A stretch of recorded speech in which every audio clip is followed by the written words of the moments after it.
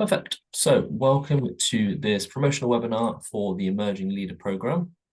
My name is Steve Sloan. I'm a head of programs here at Claw Social Leadership. I'm also joined by one of our Emerging Leader alumni, Megan Haskell, who's going to be sharing her experience on the Emerging Leader Program in a few minutes.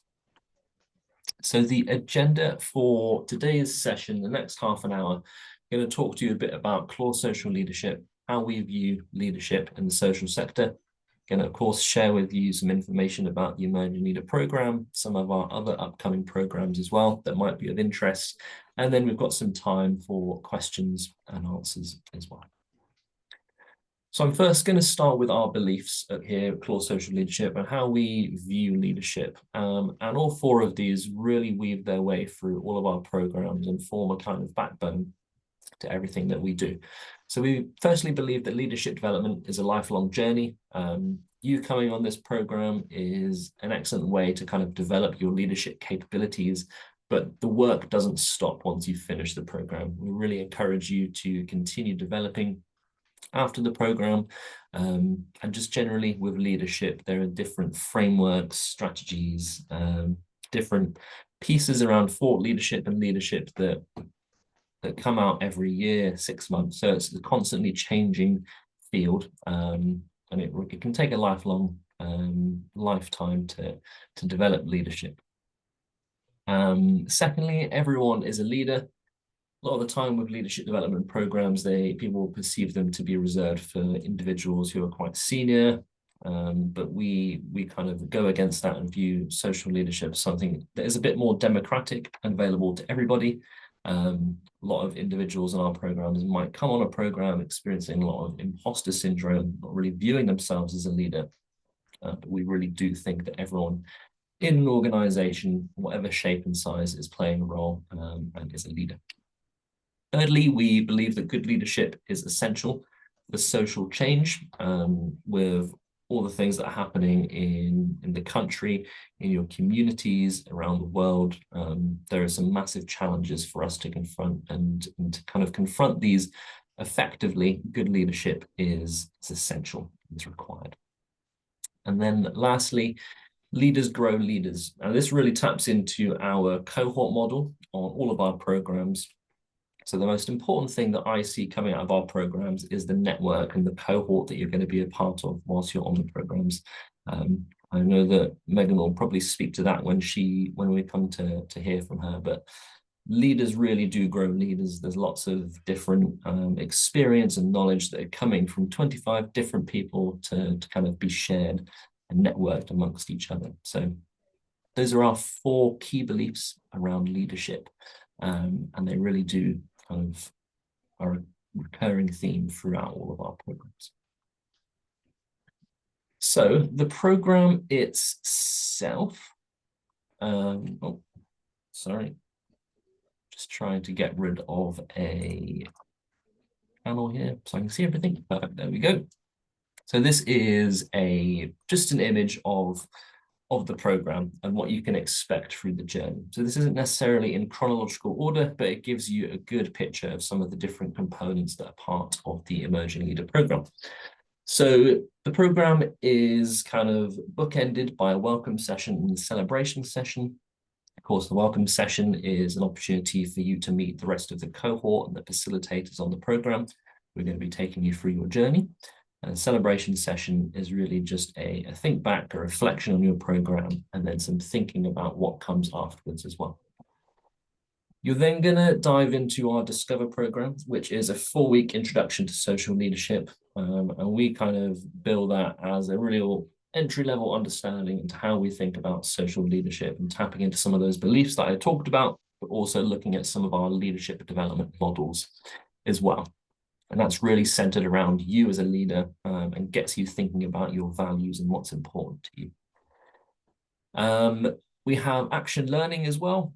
Some of you might have heard of this or even been involved with it already, but this is an excellent component which can be really described as group coaching in small groups of 5 to 8 people throughout the program. So it's an excellent space to bring challenges that you're experiencing in your personal or professional life mostly and use the diversity of perspective and knowledge of the group to kind of come up with actions and solutions to some of the challenges that you're facing.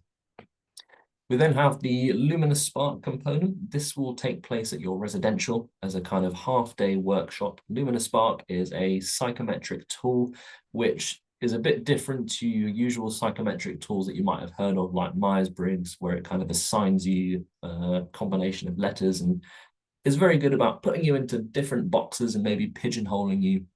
And Luminous Spark is a bit more holistic, and that it represents your personality. It's a bit more of a spectrum, and kind of breaks it down into your everyday self, and then your self when maybe you're under a bit of pressure, different personality traits coming out. Often is cited as a really popular component on the program, the Luminous Spark.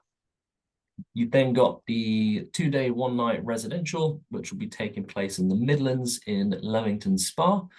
So you'll have the Luminous Spark session there, and then there'll be another workshop on the 2nd day. Throughout the program as well, you'll have some learning sessions as well, and this will be kind of themed around some of the things that are coming out on individuals' applications as well. So responding to some of the challenges in these that are coming through in your applications, we'll organise learning sessions around those. Then throughout the program, you have the freedom to choose where you'd like to have 3 different coaching sessions. So you'll be matched with one of our expert coaches who are very familiar with working with participants on our programs, often have a lot of experience working within the social sector themselves. You have 3 one-hour coaching sessions with a coach. You'll then, as well, throughout the program, be dipping in and out of some online learning that we have. The online learning is centered around our leadership capabilities model, which includes 6 different areas of leadership, and the online learning gives you a range of resources, so some reading, some things to listen to, some things to watch, and the peer learning circles are a scheduled opportunity for you to come together as a group with your program facilitator to reflect and discuss some of the materials that you've been looking at in your own time. So that is the program, lots of content. On our website, there is a full breakdown schedule where you can see this in chronological order, to get an idea of when things are happening. I'm now going to pass over to Megan, who was a participant on our Emerging Leader program around a year or so ago. Megan's going to share some information about her time on the program with you all now. Megan, thanks for joining us. I'm going to pass over to you. Hi everyone, it's really lovely to join you. It's slightly disconcerting looking at a big picture of yourself, so I'll try not to look at that. Oh, that's better. Thanks, Steve. Yeah, lovely to see you all. And I'm Megan Haskell. I work for Youth Futures Foundation. We're the What Works Centre for Youth Employment in England. And I'm Senior Relationship Manager. So within my organisation, I'm sort of sitting somewhere in the middle, which I guess puts me in a good position for kind of an emerging leader program, which is what I did last year. Ambitions for kind of growing in my career, but also getting a taste for leadership in the roles that I'm doing now. I guess wanted to just reflect a little bit on the program that we did, and it was really helpful seeing that diagram actually that Steve showed of the kind of journey through the program. Just reminded me all the things that we did on the program, and the interplay between them. I think my big takeaway from doing the program really was how all the little parts of it really worked together and supported each other.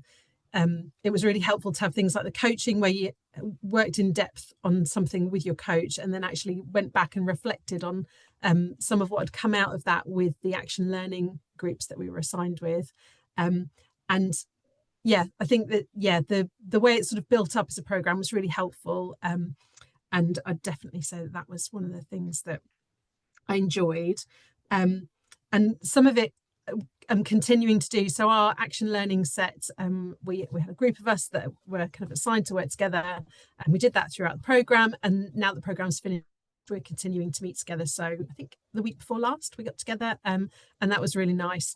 And I think the thing that I'd reflect on with that, and across the program, certainly at the residential and yeah, through Action Learning, and also our kind of our team project, the generosity of people in the cohort was, yeah, the standout thing that I took away.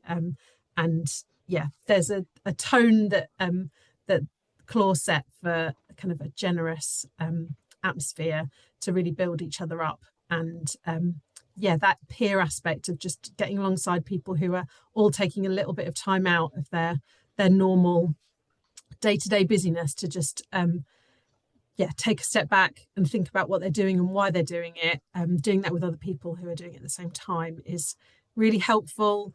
And yeah, being generous in that space makes such a big difference. So yeah, our Action Learning set, I think, was a standout moment for that.